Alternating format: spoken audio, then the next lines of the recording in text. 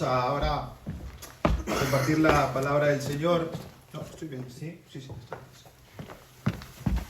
Vamos a compartir la palabra en el texto que acaba de leer Pablo.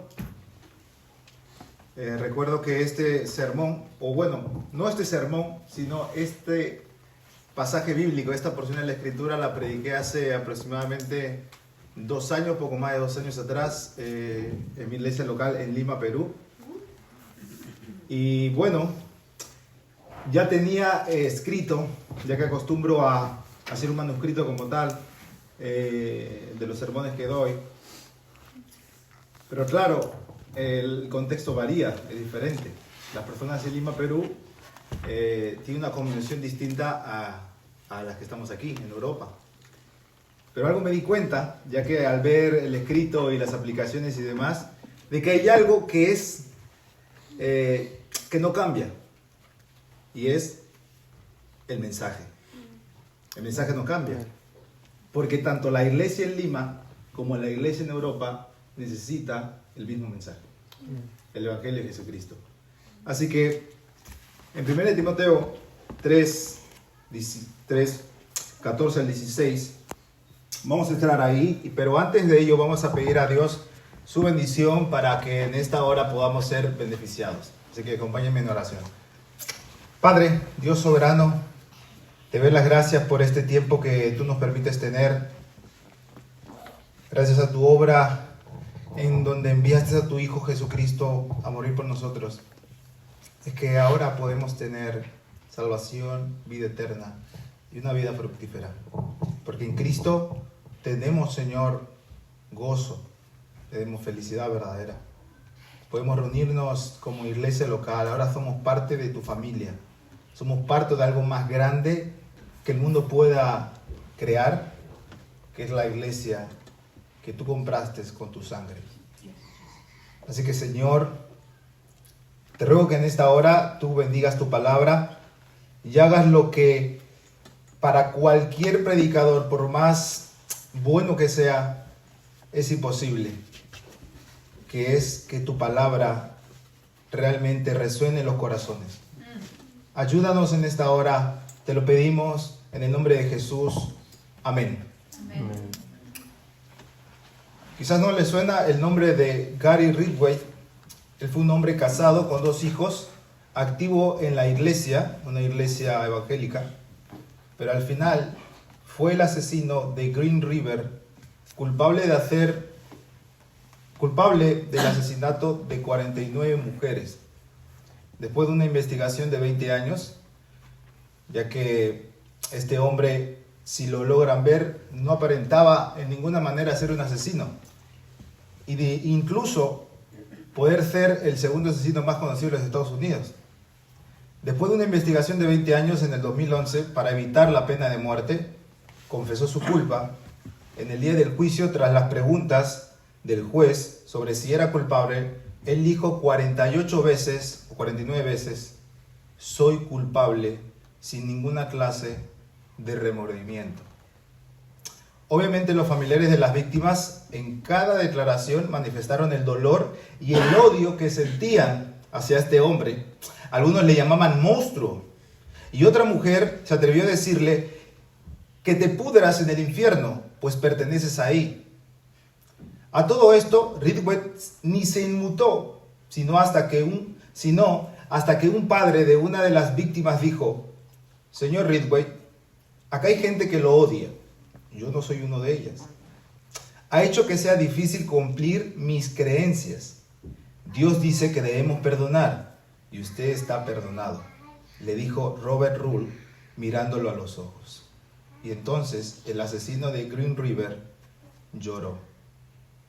Uno vivió según la verdad, la cual creía, y otro según sus deseos. Amados hermanos,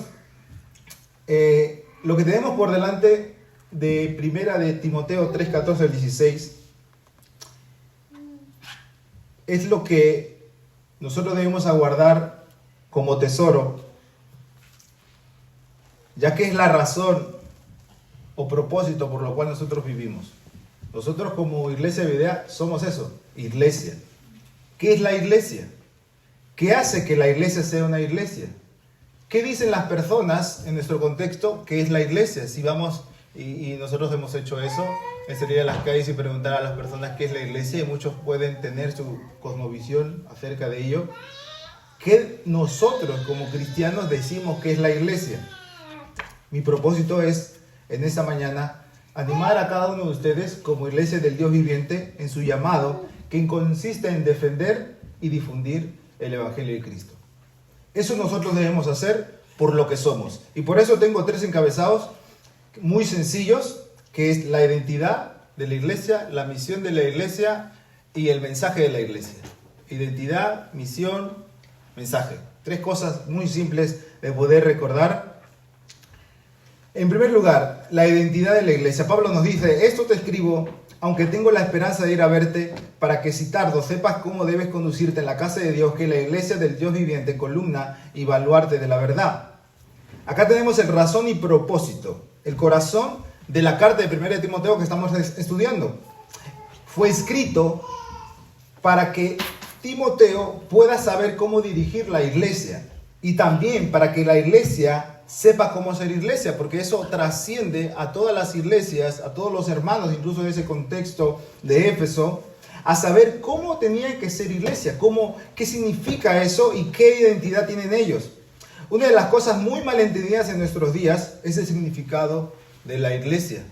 Quizás por múltiples prejuicios o malos testimonios que ha tenido la iglesia visible, la iglesia local en diferentes lugares.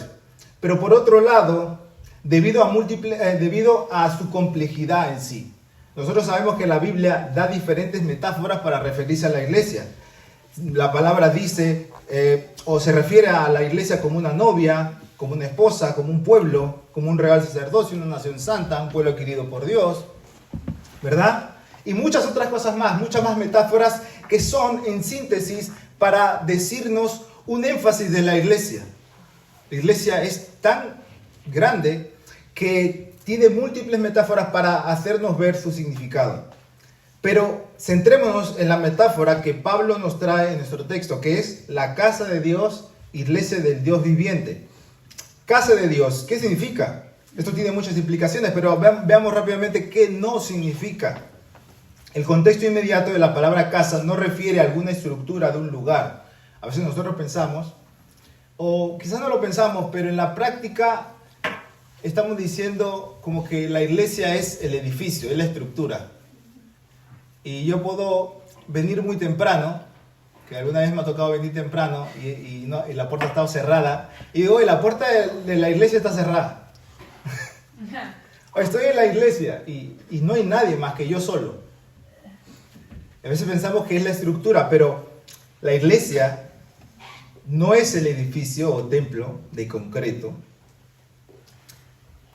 En Hechos 17:24 dice, el Dios que hizo el mundo y todas las cosas que en él hay, siendo el Señor del cielo y de la tierra, no habiten en templos hechos por manos humanas. Esta implicación es radical porque si fuese cierto de que la iglesia es el lugar donde la gente se reúne, quiere decir que nosotros deberíamos comportarnos decorosamente 2 horas a la semana. Cuando estoy en el local de iglesia, es decir, cuando entro por esa puerta, se pone una aureola sobre nuestra cabeza y ya todos estamos como que más santos. No. Somos nosotros el templo de Dios. Somos Dios, por medio de su Espíritu, mora en cada uno de nosotros. Y cuando nos reunimos el domingo, lo hacemos de una manera especial, congregacionalmente. Ahí y el lunes también Dios está con nosotros. Esto implica que todo el tiempo debemos vivir en adoración a Dios. No solo 2 horas por la semana. No solo 2 horas para calmar las conciencias. Así que no significa la estructura del lugar donde nos reunimos. Podemos decir, voy a la iglesia y me estoy refiriendo al local. Sí, no hay problema y creo que nadie está pecando ni está cometiendo una herejía por ello. Pero nosotros debemos recordar de que no es así, que es una verdad más profunda. Ahora bien, lo que significa es que somos de Dios. Eso significa el texto. casa de Dios, iglesia del Dios viviente. Pablo le dice esto a Timoteo para que sepa cómo dirigir la iglesia y entienda que no podía hacer lo que él quería o hacer algo porque funcione. Alguno de ustedes va a una casa de alguien y le dice, oye, pero ¿por qué vas a tener el televisor en los cuartos? Los televisores van en la sala y en los cuartos no tiene que haber televisor. Es una mala educación, eso está mal. O esa alfombra, por Dios, los gustos. Vamos hacia las casas, ese color, ese muy chillón, ese color que le has puesto a la pared. Vamos así casa por casa de los hermanos cuando nos invitan a la casa y alguien dice, sí, porque nadie me invita. No vamos así a las casas a decir cómo deben de vivir en tu casa, por más cosas que podemos decir. ¿Cuánto más en la casa de Dios? En la iglesia. Porque es la iglesia de Dios, no es la iglesia de un pastor, de un diácono, de un papa. Es la iglesia del Dios vivo y verdadero. De tal manera que debemos hacer las cosas de acuerdo a cómo Dios la ha estipulado en dónde, en su palabra. No en lo que, cómo yo pienso, cómo yo creo, cómo yo me han educado, no, sino según la Escritura. Porque si no caeríamos como los demás círculos a nuestro alrededor que viven según sus pensamientos, como el pluralismo, que se mueve según sus sentimientos, según sus objetivos, según lo que funcione. Pero nosotros como iglesia debemos movernos según las Escrituras, según la palabra de Dios. Ahora, asimismo, esto nos habla de un hogar o una familia. ¿Por qué? Porque Pablo está diciendo que la iglesia es casa de Dios, la iglesia del Dios viviente. Esto implica que la iglesia tiene que ver con una familia, de algo cercano. Donde el padre de familia es Dios mismo, donde los hijos somos nosotros que hemos confiado en Jesucristo como único Salvador y nos hemos arrepentido de nuestros pecados, y el hermano mayor de todos es Jesús. Esa es la familia, que hay comunión, contacto y cercanía. No somos una organización y ya. No somos un club. La iglesia no es un club ni nada de eso. La iglesia es un lugar que es una familia divina, una familia trascendental a lo largo de la historia, constituida por Dios mismo. Y por último, esto significa que la iglesia es donde se manifiesta de manera especial la gloria de Dios. La iglesia es casa de Dios y ahí es donde se manifiesta de manera especial la iglesia. Nosotros estamos grabando desde algún tiempo atrás los sermones, el cultivar, pero escuchar el cultivar o los sermones por Spotify no va a ser igual que tú estar aquí escuchándolo. Cantar las canciones en la iglesia un domingo por la mañana no va a ser igual que tú cantándolo con un MP3. Porque Dios derrama su espíritu de manera especial en ese momento. Porque somos la casa de Dios, donde Dios vive. Así que es la iglesia y qué hace que la iglesia sea una iglesia. Hay al menos 3 cosas que hacen que una iglesia sea una iglesia. Porque no todo grupo que se reúne en nombre de Dios es iglesia. En primer lugar, la práctica de los sacramentos, el bautismo, la cena, la práctica de la disciplina, pero por encima de esos dos, la predicación del evangelio. Este último es lo que hace nacer la iglesia, de hecho, y en la que le da el propósito a la iglesia. La palabra griega que está ahí es eclesía, que significa llamados hacia afuera o apartados de. Es decir, que la idea de iglesia, mis hermanos, es de que estamos llamados hacia afuera para apartarnos del pecado y vivir vidas apartadas para la gloria de Dios. Eso es ser la iglesia, es algo muy diferente a cualquier otro círculo. Somos la casa y la familia de Dios. Ciertamente las personas no cristianas tienen una idea diferente, por malos testimonios, estafas y abusos que ha habido de iglesias locales o círculos que se hacen llamar iglesias. No obstante, esto no significa que la iglesia sea eso. Así que como Iglesia Videa nosotros debemos esforzarnos para vivir según el Evangelio de Jesucristo, según la Biblia, el apóstol Juan dice en su Evangelio, en palabras de Jesús, la gloria que me diste les he dado, oraba Jesús allá en Juan 17, para que sean uno, así como nosotros somos uno, yo en ellos y tú en mí, para que sean perfeccionados en unidad, para que el mundo sepa que tú me enviaste y que los amaste tal como me has amado a mí. Yo recuerdo que el primer año de mi conversión, sí, fue el primer año, yo recuerdo que llegué a la iglesia como a los 16 por ahí y pasó un año en donde me querían botar de la iglesia. Yo en ese tiempo, desde los 15 hasta los 20 aproximadamente, monté skateboard y tenía un grupo. Siempre los que montan eso tienen un grupo. Si no tienes un grupo no eres skater. Y yo tenía un grupo que iba de arriba para abajo. Yo me convertí al Señor después de un año de que incluso me querían botar porque yo iba con gorra para atrás, short y todo bien así sucio, después de haber montado skate. Y había una persona, uno de los diáconos, que siempre me regañaba por eso. Me decía, oye, ¿dónde estás viniendo? Y demás. Colmaba su paciencia cuando yo entraba y llegaba siempre temprano y me iba a los 5 minutos. Y de ahí quería volver y así. Era muy desordenado. Pero después de un año Dios fue bueno conmigo y pude darme cuenta de que era pecador y que solamente Cristo podía ser mi Salvador. Sin embargo, en una vida juvenil de 17 años, uno tiene muchos problemas, ¿verdad? Y serios problemas. Realmente serios. Y yo quería irme de la iglesia. Estaba muy desanimado. Mi vida se estaba desmoronando. Y yo teníamos como grupo de skater, teníamos un aparato que ni me acuerdo cómo se llama, que era para hacer piruetas, y yo lo tenía en mi casa. Y todos venían a mi casa y sacábamos afuera y lo hacíamos, y jugábamos ahí afuera de la casa. Y estábamos ahí fuera de mi casa, todos éramos como, no sé, unas 10 personas. Yo esa semana decidí no ir a la iglesia porque me sentía mal, quería dejar, no me sentía digno de seguir al Señor.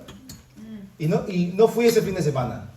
Resulta que llega el lunes, el martes, estábamos afuera ahí, y de eso veo por la esquina que venían 2 hermanas mayores, con canas y todo. Y venían, y yo les digo, yo las conozco, pero yo seguí en mi mundo ahí, digo, pasarán. Y resulta que cuando ya estaban llegando por mi casa, estaban como buscando una dirección, y cuando llegan ya al pie de mi casa, ven que es la dirección, y ya estaban a punto de tocar la puerta y yo las intercepté. Ellas ni siquiera me habían visto, estábamos en la misma avenida, pero ellos no me habían visto porque estaban muy direccionadas a buscar la dirección. Entonces yo les dije, hey, ¿cómo están? Una de ellas era madre de una hermana de la iglesia, amiga mía, y la otra hermana me había visto, no habíamos tenido comunión nunca, pero sabía quién era yo. Y me dijeron, Miguelito, tenía 17 años. Miguelito, no, ¿qué has hecho? ¿Dónde estás? Que no te hemos visto en la iglesia, nos hemos preocupado. Había faltado solamente un día, creo. Un fin de semana. Sábado y domingo. No te hemos visto, estábamos preocupadísimas por ti. Ella no sabía lo que yo estaba pasando. No sabía, porque yo había decidido ya no volver a la iglesia, olvidarme de todo eso y seguir con mi vida y con mis amigos. Después incluso de haberlos traído a la iglesia a ellos. Yo los quería llevar y de ahí irme. Pero Dios usó ese momento, uno no sabe el futuro, pero creo que Dios usó ese momento para que después de poco más de 16 años yo siga en el camino del Señor. Así es como funciona la iglesia, así es como la iglesia del Señor debe vivir en unidad, en amor, en paciencia. Y estar pendiente los unos a los otros, teniendo al prójimo por encima de nosotros mismos. Así que es en la iglesia donde la gloria de Dios se manifiesta, es donde personas que amaban sus pecados ahora luchan contra el pecado, donde personas de diferentes trasfondos, cultura, raza y hasta idioma pueden amarse los unos a los otros por el vínculo perfecto de tener al mismo Padre Celestial. Así que eso es lo que somos. La iglesia, la casa de Dios, iglesia del Dios viviente. Pero esto, la identidad, nos hace ver nuestro propósito, nuestro deber. Primera de Timoteo 3:15. Para que si tardo, dice Pablo a Timoteo, sepas cómo debes conducirte en la casa de Dios, que es la iglesia del Dios viviente, columna y baluarte de la verdad. La identidad determina nuestra función. El hecho de ser casa de Dios, iglesia del Dios viviente, nos da un deber. Esto es ser columna y baluarte de la verdad. Aquí tenemos dos palabras, columna y baluarte. Esta última también se puede traducir, según la versión, fundamento o sostén de la verdad. La palabra columna aquí tiene el sentido de apoyo pedestal. Un pedestal era un lugar donde, muy bien diseñado, donde se colocaba el ídolo, para así exponer y ser venerada. De modo que la idea es que la iglesia está llamada a mantener bien en alto la verdad del Señor por medio de las vidas transformadas que difunden esta verdad. Nosotros estamos llamados a difundir la verdad como iglesia, a ponernos como un pedestal para que la verdad del Evangelio pueda ser conocida, pero no solamente con palabras, sino con nuestras propias vidas. Por otro lado, el baluarte se refiere a una fortaleza que buscaba defender de manera activa. Así que la iglesia, como un baluarte, debe proteger, preservar la verdad. Dios le ha conferido a la iglesia su verdad, no para que la reinterprete, no para que la adorne, para que la domestique, para que sea más digerible para los nuevos tiempos, sino para preservar. De esa manera debemos defender la verdad. No es que nosotros debemos pensar de que la verdad necesita ser defendida. No, porque de hecho la iglesia, si no predica la verdad, el problema va a ser de la iglesia, no de la verdad, porque la verdad sigue existiendo. La iglesia no ha nacido antes de la verdad, sino que la iglesia nació a causa de la verdad. La verdad es eterna porque Dios es la verdad. Entonces, ¿a quién le conviene guardar la verdad? Es a nosotros, como iglesia. Si nosotros no hacemos eso, estamos en problemas nosotros. De ahí vamos a tener los múltiples problemas que tiene la iglesia. Y claro, si tenemos muchos malos testimonios de iglesias locales por ahí en el mundo, no es a causa de que la verdad sea falsa o tenga algo que ver malo, no, sino es por las personas, los portavoces de la misma. Así que la verdad debemos de preservarla, defenderla. Ahora, no es casualidad que Pablo usara estos dos términos. Nosotros sabemos que en aquellos tiempos, en Asia Menor, Éfeso, había innumerables templos y las columnas representaban la deidad del templo. Éfeso tenía el templo más imponente y famoso de la época. De hecho, era conocido como una de las 7 maravillas del tiempo antiguo.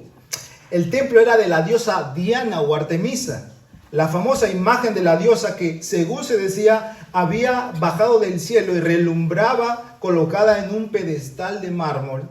Se dice que personas de diferentes lugares venían para adorar y traer ofrenda a la diosa con la esperanza de ser beneficiados. Los reyes de diferentes lugares traían muchas bondades para que se ponga en cada columna del templo de la diosa Diana. Perlas, apliques de diamantes. Las columnas en aquellos tiempos representaban el poder de Dios del dicho templo. De tal manera que estas columnas adornadas de oro y pilares hacían que esta diosa falsa siga perseverando en el mundo. Así que, mi hermano, nosotros como columna y baluarte somos los que debemos difundir y defender la verdad de Dios, porque es el templo de Dios. El templo de la diosa Diana ya no existe, pero el templo de Dios sigue existiendo. Cada uno de nosotros. Cada uno de nosotros. Así que lo que debemos entender aquí es que como iglesia de Dios, casa de Dios, debemos que defender y difundir. Sencillo, porque las dos empiezan con D. Defender y difundir, ¿qué? Nuestros propios pensamientos, nuestro carácter, no, la verdad. ¿Cómo debemos hacerlo? Oyéndola, estudiándola, viviéndola y proclamándola. Esdras 7:10 dice que él, en el contexto de la reconstrucción del templo, Esdras propuso en su corazón para inquirir en la ley de Jehová oírla, estudiarla, practicarla y enseñar sus estatutos y ordenanzas en Israel. Ese es el orden. Es un orden y un tiempo. Primero nosotros la oyemos, luego la estudiamos, luego la obedecemos y luego la enseñamos. No al revés, ni cortamos camino. Y es en constancia. No es que un día lo hacemos y ya no lo vamos a volver a hacer, sino es un sentido imperfecto de las cosas, estudiándola, oyéndola, practicándola. Esa es la manera como vamos a difundir la verdad de Dios. No solo con palabras, no solo con un Dios te bendiga, no solo con esto dice el Señor, la Biblia es cierto y ya está, sino ser claros con esto y también vivir eso que creemos. En la ilustración de Gary, el asesino, tenía un trasfondo de una iglesia. Él se cansó, su dedo, su mano de estar tocando puertas, evangelizando. Pero al final fue un asesino de 49 mujeres. El otro hombre, el padre, Rule, lo perdonó. Él creía en Dios. Al final, no se trata solamente de hablar y decir lo que creemos, sino de vivir una vida práctica según el Evangelio. ¿De qué sirve decir que somos cristianos y al final no vivimos ello? Creo que es lo más triste. Es como aquel sastre que hace los mejores trajes, pero vive en harapos. El mundo necesita la verdad de Dios. El mundo está en tinieblas y Satanás lucha por ello. Estamos en tiempos difíciles, donde hoy vivimos una lucha por la verdad, pues todos dicen tener la verdad y al mismo tiempo no tenerla. Hay muchas personas que dicen, hay muchas verdades. O esta que me encanta, la verdad es relativa. La misma expresión de la frase, la misma articulación, es un sinsentido por completo. Porque ¿cómo puede ser una verdad relativa? Debido al relativismo, estamos como estamos. Lo bueno le llaman malo y lo malo le llaman bueno. El problema con los no creyentes, con las personas que dicen que no hay verdad absoluta, dicen tener la verdad absoluta al decir que la verdad no es absoluta. ¿Se entiende? Sí. Ellos no tienen un problema con la definición de la verdad, que en términos simples es algo conforme a la realidad, sino con el mensaje de la verdad bíblica. Ese es su problema, con el mensaje de la verdad bíblica. ¿Por qué? Pues ellos prefieren creer en cualquier otra cosa, en unicornios y demás, en una explosión que hizo creación para todo el mundo. ¿Por qué? Porque nada de esas cosas le pide algo. Si tú eres amante de Cristiano Ronaldo y te mueres por él y dices que es mejor que Messi, y al revés, dices que Messi es el mejor del mundo, ¿eso qué sirve? ¿Para qué sirve? ¿Para ganar debates en Facebook o para hacer una buena conversación? Puede ser, pero después, más allá de eso, ¿qué? Nada, no sirve para nada. No sirve para nada saber quién es más. Tú puedes tener esa creencia de que uno es mejor que otro, pero no sirve para nada. ¿Por qué? No te beneficia en nada. Y muchos quieren hacer eso. ¿Por qué? Porque no le pide nada. Pero la verdad bíblica te pide cosas. Te pide dejarte a ti mismo y creer en Cristo como único Salvador. Es un mensaje que abarca todo. Por eso el mensaje de la iglesia es indiscutible. Versículo 16. Indiscutiblemente grande es el misterio de la piedad. Dios fue manifestado en carne, justificado en el Espíritu, visto en los ángeles, predicado a los gentiles y creído en el mundo, y recibido en gloria. Para ir terminando este último punto, acá Pablo nos habla de un gran misterio de la piedad. En primer lugar, este misterio no es algo que no se puede entender a menos que sea revelado. Es algo que no se puede entender a menos que sea revelado. No es que está oculto ya sin más, sino que en un momento fue previamente escondido, pero después ha sido revelado y fue revelado en Cristo. Génesis 3:15, si nosotros recordamos ahí cuando Dios le predicó a la mujer y a Adán acerca de que un día el hijo de Eva, la simiente de Eva, iba a vencer a la simiente de Satanás. Cuando pasó eso, Adán y Eva tuvieron un hijo. En el capítulo 4 se nos narra que tuvieron un varón, Caín. Posiblemente Adán y Eva dijeron, aquí está la simiente de la mujer que va a derrotar y va a traernos restauración y podamos volver al Edén y podamos reconciliarnos nuevamente con el Padre. Pero sabemos que Caín mató a Abel. Y así el mundo fue esperando aquella simiente de la mujer en Abraham, en Noé, en Moisés, en David, en cada uno de estos hombres. Pero estos hombres al mismo tiempo pecaban y se daban cuenta de que ellos también necesitaban un Salvador. Y así durante mucho tiempo, siglos y siglos, las personas iban esperando cuándo vamos a poder tener este Mesías, de manera de que seguía habiendo un misterio porque no se revelaba, no sabíamos quién iba a ser el Mesías.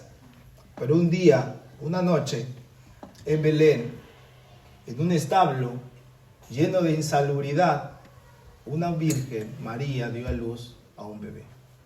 Y su nombre fue Jesús, porque él salvaría a su pueblo de sus pecados. Este pequeño nació, creció, vivió una vida santa. Y es ahí, en ese preciso momento, donde el misterio fue revelado. Donde aquella simiente que fue prometida en Génesis 3:15, se supo quién exactamente iba a ser. Y ese fue el Hijo de Dios y Dios el Hijo. Porque el texto dice, Dios fue. ¿Quién fue manifestado en carne? Dios. ¿Y quién fue manifestado en carne? Cristo. Cristo es Dios. Este es el misterio que se nos ha sido revelado a nosotros como iglesia.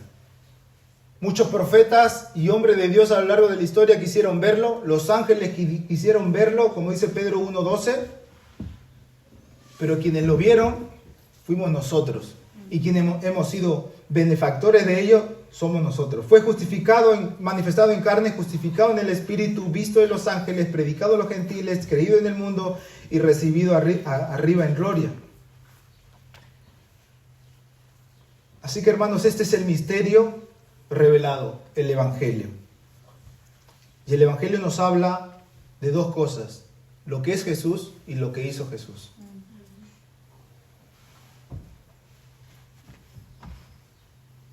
Puede haber muchas personas que rechacen el Evangelio de Cristo debido a escepticismo de milagros, porque dicen los milagros no existen. Hoy estamos siglo XXI y como que creer en milagros es algo como que no está acorde a la época. Y muchos ahora cuestionan la Biblia, su veracidad, de que las cosas que pasaron ahí no son ciertas, que el Génesis es un mito y que las personas no resucitan. Así como las personas no resucitan, Jesús no resucitó. ¿Por qué? Porque es imposible que una persona haya resucitado. Hay objeciones a causa de estas cosas.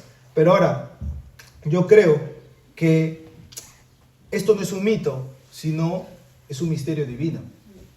¿Por qué? Porque no hay mensaje en toda la historia del mundo que haya sido esperado, admirado, preservado y difundido en el mundo.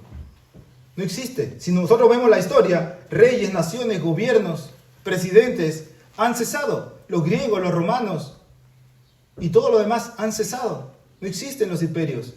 Presidentes están hoy aquí y mañana no van a estar. Pero el Rey de los cielos sigue existiendo, sigue sentado en su trono Jesucristo. Y la iglesia sigue, porque las puertas del Hades, como dice Jesús en Mateo, no son las que están temiendo por querer subsistir. No son las puertas de la iglesia, sino son las puertas del Hades las que están temiendo para seguir vivos. No hay mensaje en toda la historia del mundo que haya sido esperado, admirado, preservado y difundido. Tampoco no hay mensaje más revelador que haya transformado al mundo. En aquel día cuando Cristo murió en la cruz, Satanás y sus secuaces estaban disfrutando porque Cristo había muerto un viernes por la tarde, pero domingo por la mañana, ¿qué pasó con Satanás y sus demonios? Fue tan solo un pobre diablo llorando porque Cristo había resucitado. Las culturas, la geografía,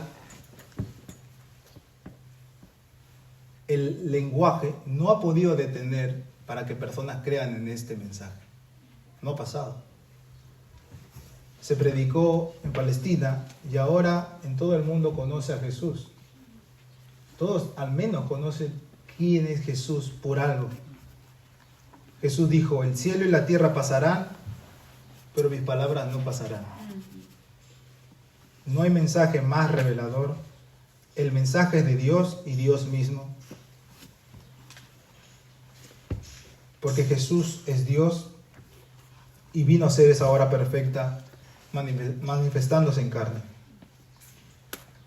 Así que, mis hermanos, si nosotros queremos ser una iglesia cada vez mejor, más saludable, nosotros debemos atesorar el mensaje del Evangelio. Debemos vivir por ellos.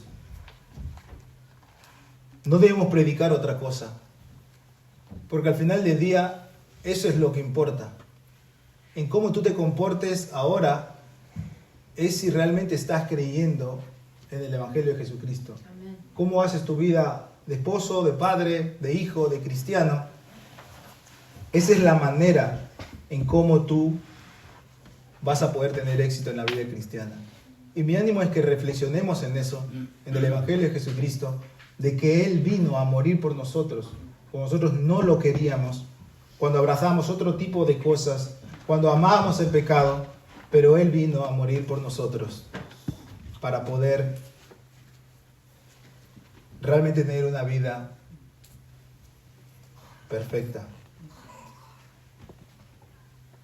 El hombre del tribunal perdonó a este asesino de su hija. Dios perdonó a los asesinos de su hijo. Y no solo eso, sino que nos dio un nuevo corazón. Dios nos perdonó a nosotros, que fuimos los que clavamos a Cristo en una cruz, porque Él murió por nuestros pecados, no por los suyos. Él fue perfecto y sin mancha, pero fue a pagar en una cruz por nuestros pecados. Esos que hoy en día sigues luchando y no los dejas. Cuando veas tu pecado, recuerda de que ese pecado exactamente fue el que envió a Jesús en la cruz, a pesar que Él no tuvo la culpa, porque su amor fue grande. Él no solamente es amor, sino que nos dio su amor. Gracias, Señor, por este tiempo.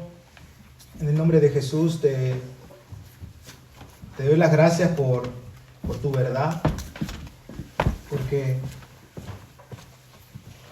en toda la historia no ha habido mensaje alguno que trascienda de la forma como tu verdad lo ha hecho.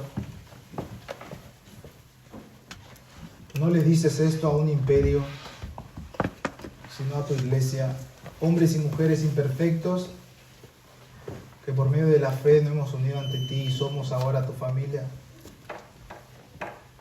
Y que al menos en muchas pruebas y dificultades nos amparamos en aquel que nos salvó, nuestro Señor, para seguir, Padre. Ayúdanos para hacer esa iglesia gloriosa que sea como un estandarte de tu verdad, difundiendo y defendiendo tu palabra, para que otras personas más puedan conocerte y venir delante de ti. Ayúdanos, Señor, porque en este mundo es difícil, pero confiamos en tus promesas, que tú has vencido al mundo, y si estamos en ti, cobramos nuevas fuerzas. En Cristo y para tu gloria oramos. Amén.